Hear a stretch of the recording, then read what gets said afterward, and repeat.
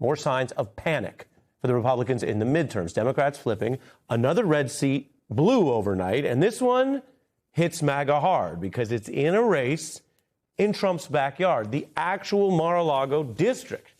Democrats taking that Florida state house seat in a win that goes beyond the symbolism of a Democrat now representing the architecture, the opulence of the mansion you see here, whether that's your type of building or not.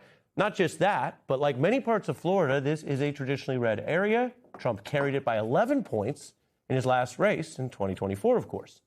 Now Democrats have reversed that with Emily Gregory winning this special election. Another sign the winds may be shifting, that Democrats have enthusiasm. Now, of course, national races don't turn on a local race. And if this was just a random local race and someone was telling you about it, your friend or your news anchor, you might say, okay, but that's like one local race, right? If it were just one data point, well, that would be that. But you see where I'm going. It's actually not just that. It is the latest data point in a string of data points of Democratic wins since Trump returned to office last January. Democrats won 3 high-profile races. The winner of the New York City mayoral race there you go. will be Zohran Mamdani. Mikey Sherrill will be elected the next governor of New Jersey. In a major upset, Democrats flipped a Lancaster County Senate seat in a district that President Trump easily won. Susan Crawford beating conservative Brad Schimmel. Democrats have flipped a state house seat in the closely watched election in Iowa. Democrats flipping a seat in the state Senate. Emily Gregory, the Democrat, who has upset John Maples, the Republican. There you go, including the reporting of that last night in our MS Now coverage. Add that to a list of 30 seats Democrats have flipped across 10 states. These are the places where voting has, of course, occurred. We haven't yet got to the midterms. Trump actually faces worse dynamics in other parts of the country that, of course, haven't held special elections yet. Here is his terrible crashing approval, or, of course, it's two sides of the coin. 62% of Americans disapprove. I'm going to leave this up for a second because if you're one of those people who watched the November election last time and said, wait, what? This is what people think? Or you walk around now and hear people defend Trump and you say, wait, how much of the country is this? It ain't much of the country anymore. If you oppose Donald Trump, if you disapprove of his second term, for whatever your reasons, you are in the large majority, 62%. This is the broader revolt against Trump's second term. If there is a mistake that some D.C. Democrats and some liberals have made in the past, it has been to assume too much about everyone agreeing with them about everything.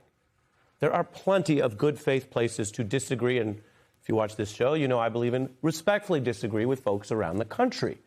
So it's not that everyone was always agreeing on this, or that anyone who ever voted for Trump is automatically wrong, evil, or anything else. They may have had their reasons. They may have been lied to. If they voted for lower prices, a lot of them feel lied to.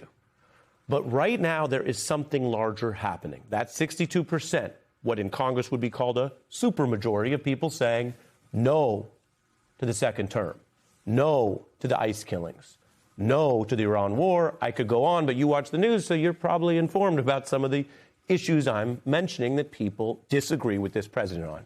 Then you have the surging No Kings activism, more protests this weekend. Organizers say it could be the largest anti-Trump demonstrations to date.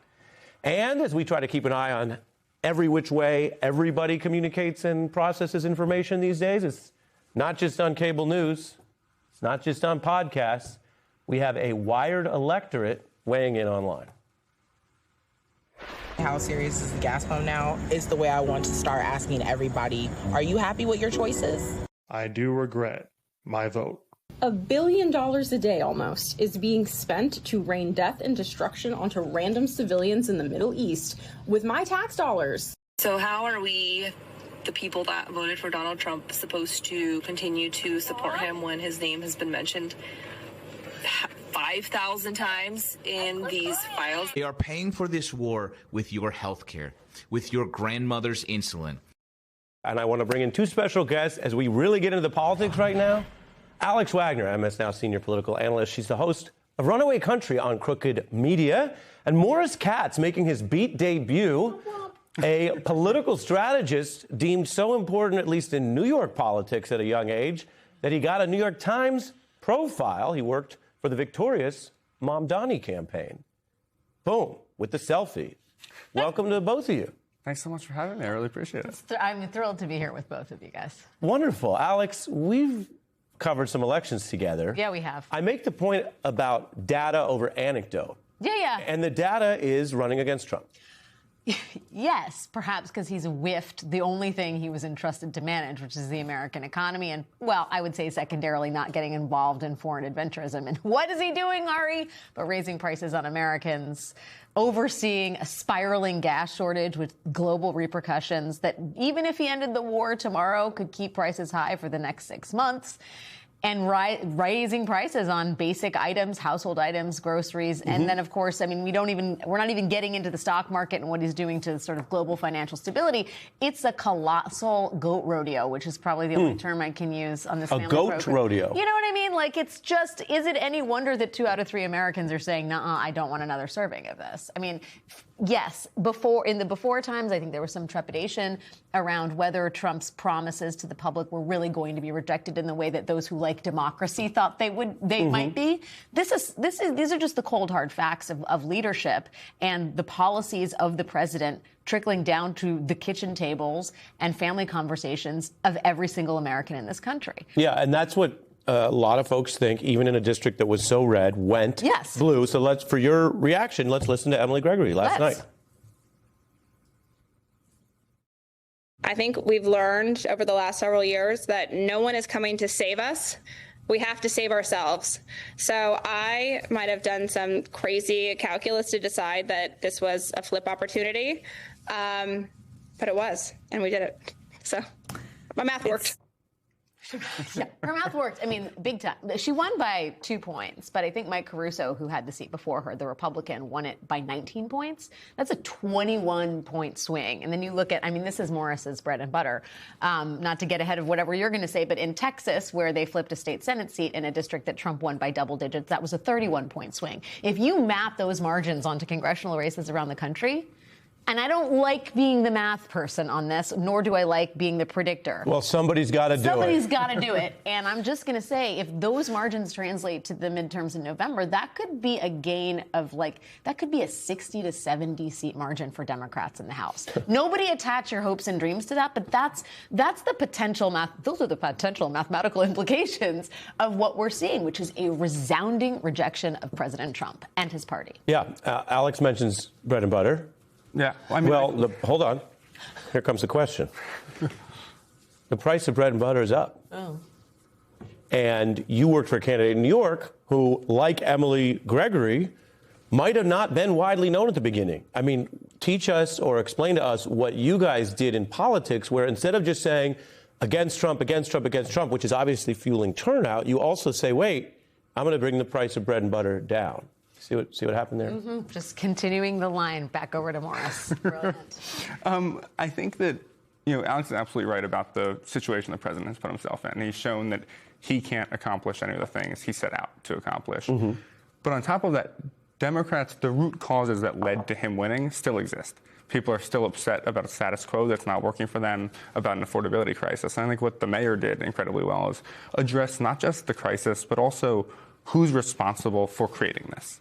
Because Trump is not the end-all, be-all villain. He's a symptom of a broader economic system that's broken, a democracy that's on the brink, and deeply, deeply corrupt. And I think we need Democrats who don't just run against Trump, but run against the system that created Trump. It's what the mayor did. It's why you saw so much momentum, so many new voters come off the sidelines, and a lot of persuasion of people who'd been written off of having left the party. So say more about that, because what you're also reminding everyone is the old model of left and right and the partisan lens of D.C. may not even apply to A, lot of voters who are disaffected, so they're looking beyond the parties, and B, to young people, which I think you know more about than me. I mean, speak for yourself, but okay, we're very youthful. That we heard from young people saying, no, we know about the Trump problem. They were available, up for grabs voters, but you're saying they wanted a larger argument. I mean, I think, Alex mentioned the 60 to 70, not to cite your made-up math. But I think that should be what we're shooting for. Democrats can just kind of check all the basic right boxes, run against Donald Trump, and win back a majority. We have an opportunity to win a once-in-a-generation majority, and that's because the kind of ideological spectrum as it's existed has fundamentally changed. You have a real, like James Talrico talks about this really compellingly, top versus bottom politics of just a 99% that is livid, the 1%, the Epstein class, whatever you want to call it, is getting to play by a different set of rules while everyone else is living lives that are far worse than their parents, than even a decade ago. And if Democrats run off of that, it speaks to young people who don't see a future and are scared. It speaks to seniors who are no longer able to retire with dignity. It builds a new coalition. I think if Democrats want to reach that 70-seat threshold, we need to be pursuing that. I'm in agreement with the sort of the broader context of all of this, but let us not let Trump off the hook in his profound and spectacular mismanagement of every single situation he's been entrusted with. I mean, this is a man who enters a war of choice with no idea about the potential global repercussions of what he's doing, and now has the attention span of a horsefly and has to be presented with information relating to the war he entered this country into with 2-minute video clips, montages of stuff getting blown up, because it's the only way to hold his attention, according to reporting we have today from NBC News. I mean, this man is profoundly unfit for office. And yes, while the big moment is about sort of rethinking the response to that and what it means to be a resistant to that both person and party, it is also about holding accountable the people that have put this idiot in charge. Wow. I mean, there is no other word for what he's doing. The sort of economic corruption is its own piece, but you could say that's part of a calculated effort made on the part of the Republicans to deny the middle and the working class their due. But the profound mismanagement, the comic inability to manage what is one of the biggest decisions a president makes, which is take the country to war, is not something that should be brushed aside.